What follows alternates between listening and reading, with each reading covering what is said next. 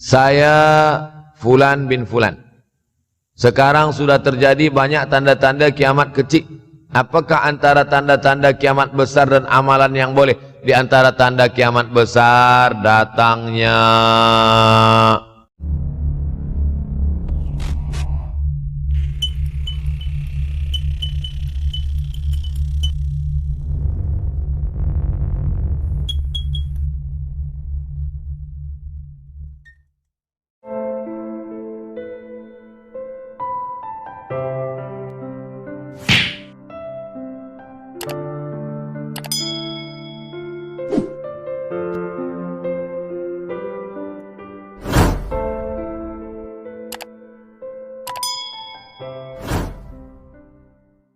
presiden-presiden negeri Islam di Kuala Lumpur.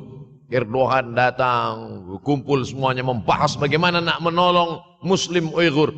Rupanya umat Islam pun tak sanggup nak menolong. Apa yang boleh dilakukan di Uighur?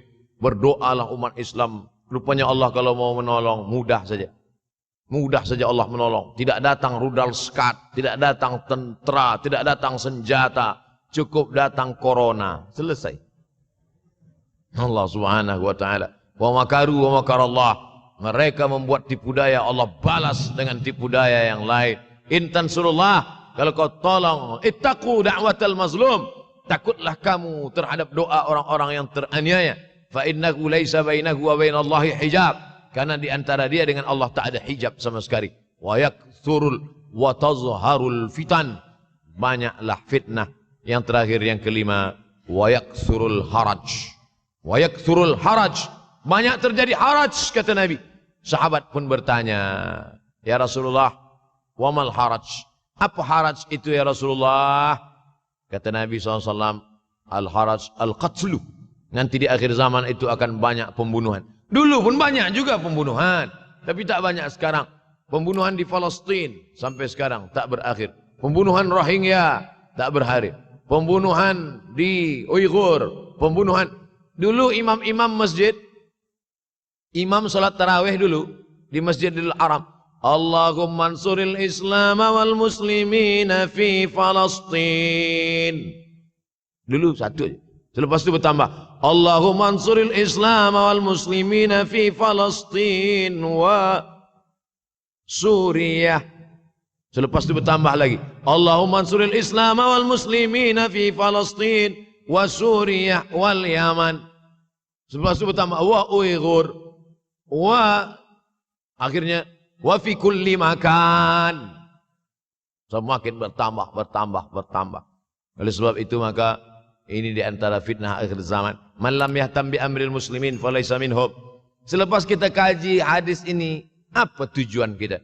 Tujuan kita semakin menguatkan keyakinan, banyak-banyak beribadah, nasihatkan anak menantu, sahabat, jiran, tetangga supaya semakin istiqamah menjalankan syariat, rajin-rajin solat berjamaah, banyak-banyak berzikir, hatamkan Al-Quran, banyak-banyak berinfak, banyak-banyak bersedekah. Andai mati kita, insya Allah mati dalam keadaan husnul khatimah. Saya dimaklumkan bagi tazkirah 40 menit saja. Tadi saya mulai pukul 7 kurang 10, sekarang sudah 7.32. Corruption 2 menit. Ustaz, ada seorang pakcik datang kepada saya. Dia suruh saya simpan duit dia. Alhamdulillah. Dia cakap nanti ada masa dia datang ambil. Tapi sampai sekarang sudah 1 tahun pakcik itu tak sampai duit dia banyak. Yang saya nak tanya, bagaimana saya nak pulangkan duit dia? Sementara saya tak tahu nama dia dan dia ahli keluarga dia di mana. Akan datang, mana tahu datang lagi pakcik macam ni juga. Mana tahu, macam ini bukan dia. Tapi macam ini datang, tanyalah nama dia, nombor telefon, IC anak dia. Tapi rasa-rasanya saya dah 43 tahun belum jumpa dengan pakcik macam ni lagi. Unik pakcik. Sebab apa? Ini terkait dengan masalah harta. Wadi'ah. Wadi'ah adalah barang yang kita titipkan, yang kita wasiatkan, yang kita pesankan. Banyak orang masalah harta ini susah. Menguji emas dengan api, menguji manusia dengan harta, dengan uang. Disitulah baru nampak mana kawan, mana lawan kalau sudah terkait dengan benda, dengan materi, dengan harta, dengan duit, dengan uang. Oleh sebab itu maka tulis, ini barang dah jadi dah. Lalu bagaimana? Kita tak tahu dia di mana. Maka cari ahli warisnya. Ahli waris tak jumpa juga. Balikkan kepada masalih ammah. Masalih ammah maknanya yang dipakai umat Islam secara umum. Masjid, hospital, anak yatim, usia emas, fakir miskin, bagikan kepada mereka. Bila kita ada pinjam uang orang, selepas 10-15 tahun kita nak bayar, kita tak tahu dia di mana. Anak cucunya pun sudah tak ada. Awak dah cari dia? Sudah Ustaz. Kamu dah cari anak menantu dia? Sudah. Di mana kamu cari? Di Google. Mana dapat? Carilah ke kampung dia. Tak dapat juga, maka diberikan kepada masalih ammah. Masalih ammah, kepentingan orang banyak. Kepentingan orang banyak, masjid, hospital, anak yatim, fakir miskin, orang banyak. Bolehkah saya bagi ke tahfiz? Boleh. Sebab tahfiz juga masalih ammah, orang banyak. Saya Fulan bin Fulan.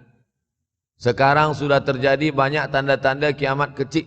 Apakah antara tanda-tanda kiamat besar dan amalan yang boleh? Di antara tanda kiamat besar, datangnya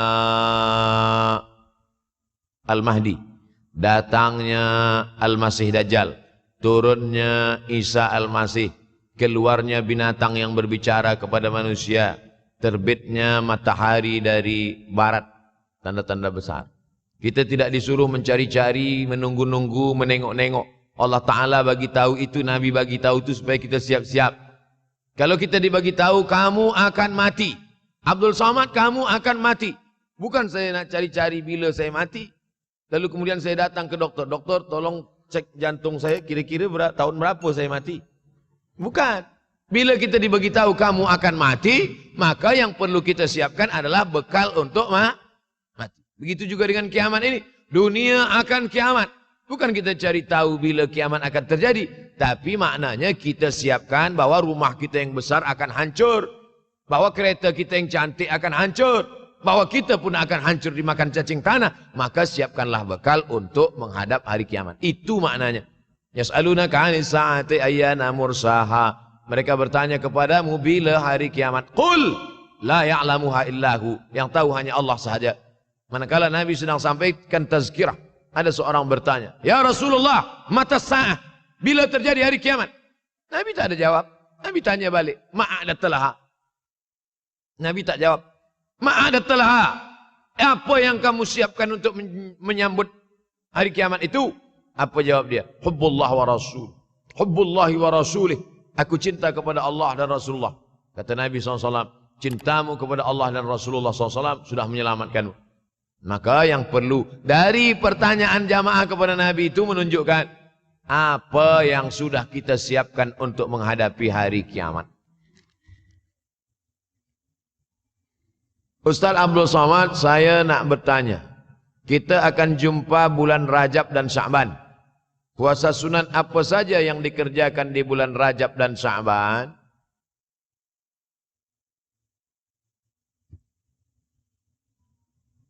Dalam hadis dikatakan salasun mutawaliyatun.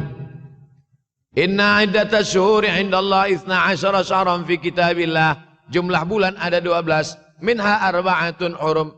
Syukran, jazakallahu khairan, ahsanallahu ilaikum. Minha arba'atun hurum. Ada 4 bulan haram. 4 bulan haram maknanya 4 bulan mulia kita disuruh beribadah. Ibadah yang paling elok adalah puasa sunat. Apa 4 bulan haram itu? Salasun mutawaliyatun, 3 bulan berterusan, 3 bulan. Muharram, Zulqa'dah, Zulhijjah, Muharram. Wa baina Jumada wa Sya'ban. Ada 1 bulan bersendirian. Dia terletak antara bulan Jumada dan Sya'ban. Itulah dia bulan Rajab. Jadi nanti kalau ada orang banyak berpuasa bulan Rajab, apa dalil awak puasa bulan Rajab? Karena bulan haram. Bulan haram, bulan mulia.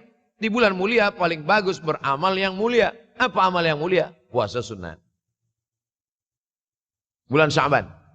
Nabi paling banyak puasa selepas Ramadan adalah Sya'ban. Jadi kalau kita buat yang paling tinggi adalah Ramadan. Di bawah Ramadan, Sya'ban. Di bawah Sya'ban, bulan haram. Paling tinggi Ramadan. Di bawah Ramadan, Sya'ban. Di bawah Sya'ban, itulah dia bulan haram. Muharram, Zulqa'dah, Zulhijjah, Rajab.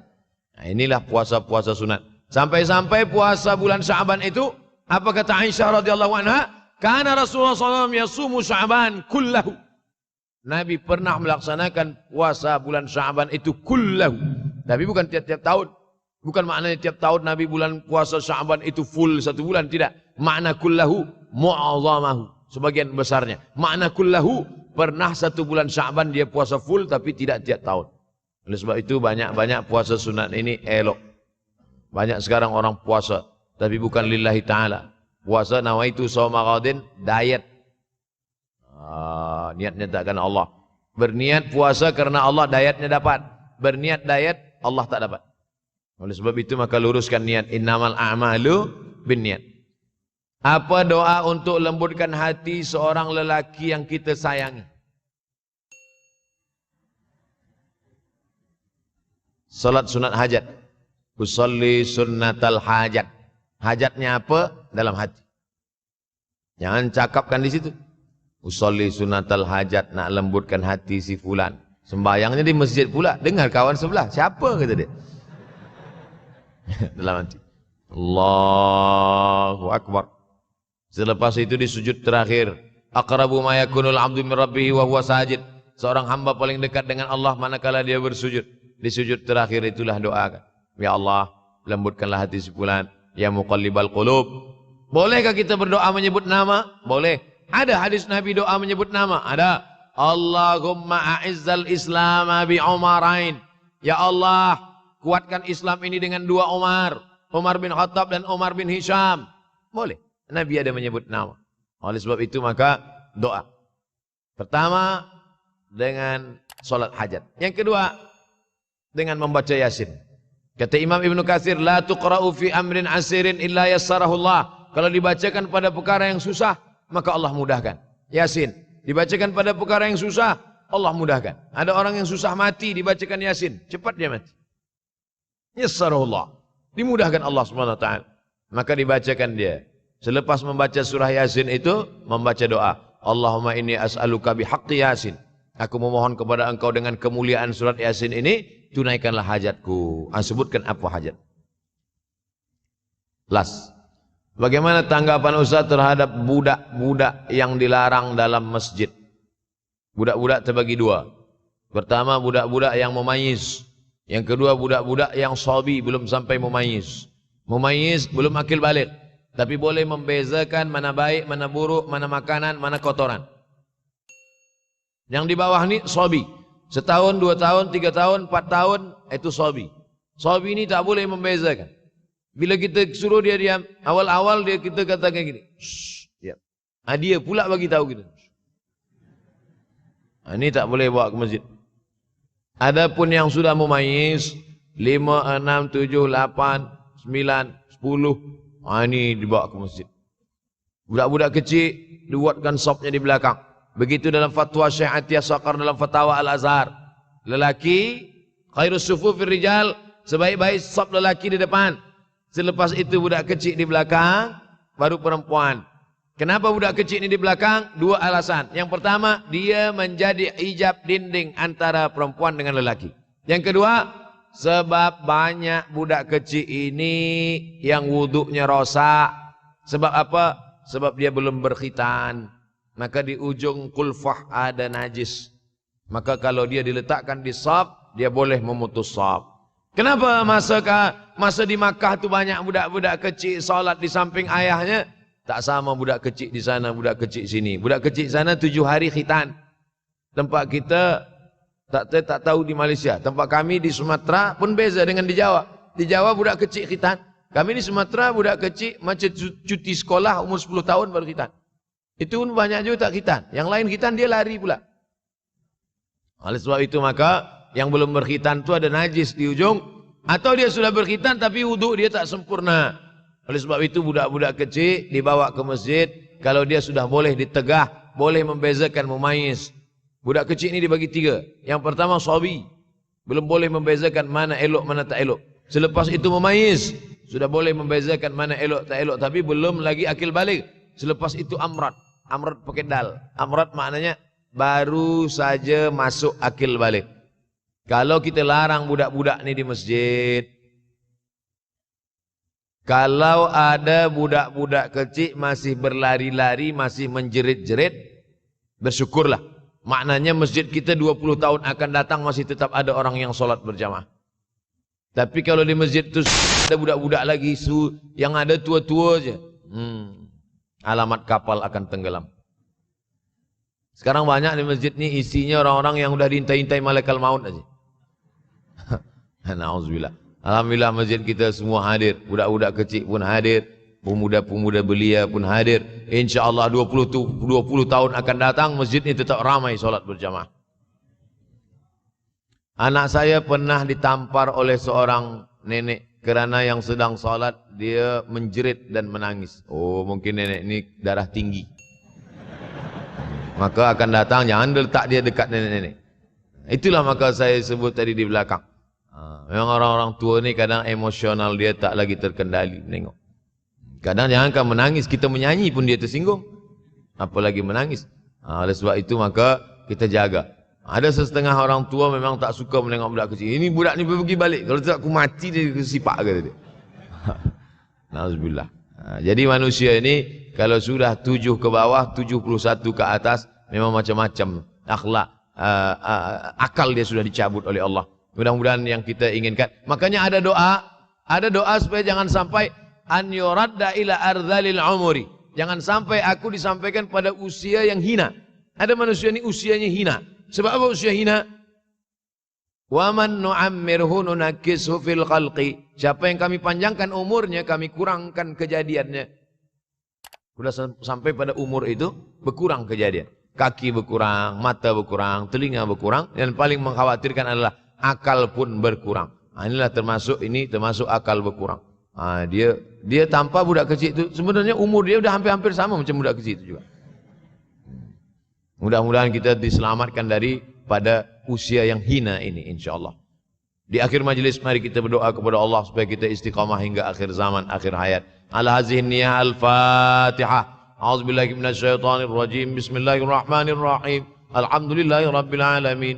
Ar-Rahmanir-Rahim. Maliki yaumiddin. Iyyaka na'budu wa iyyaka nasta'in. Ihdinas siratal mustaqim. Siratal ladzina an'amta 'alaihim ghairil maghdubi 'alaihim waladdallin. Amin. Allahumma inna na'udzubika minal hammi wal hazan. Selamatkan kami dari susah hati dan kesulitan. Wa minal ajzi wal kasal. Selamatkan kami dari sifat malas dan lemah. Wal jubni wal bukhul. Selamatkan kami dari sifat penakut dan bakhil. Wa dhala'id daini wa ghalabatir rijal. Selamatkan kami dari dililit hutang dan dikuasai orang lain. Allahumma inna na'udzubika min ilmin la yanfa'. Selamatkan kami dari ilmu yang tak bermanfaat. Wa min qalbin la yakhsha'. Jauhkan kami dari hati yang tak takut dan tak khusyuk. Wa min nafsin la tasma'. Jauhkan kami dari nafsu yang tak pernah kenyang. Wa min du'ain la yusma'. Selamatkan kami dari doa yang tak dikabulkan.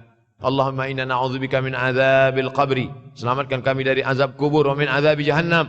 Selamatkan kami dari azab jahannam. Wa min fitnatil mahya wal mamat. Selamatkan kami dari fitnah hidup dan mati. Wa min syarri fitnatil masiihid dajjal.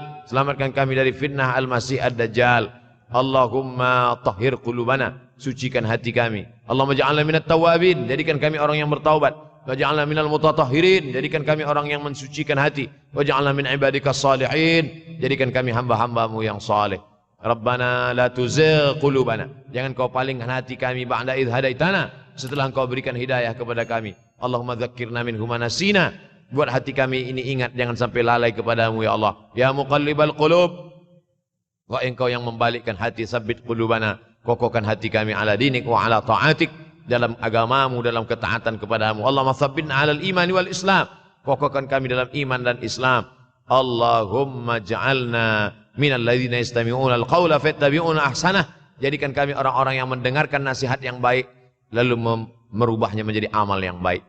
Rabbana atina fid dunya hasanatan wa fil akhirati hasanatan wa qina adzabannar. Wa sallallahu ala sayyidina wa maulana Muhammad wa ala alihi wa sahbihi wa sallam. Walhamdulillahi rabbil alamin.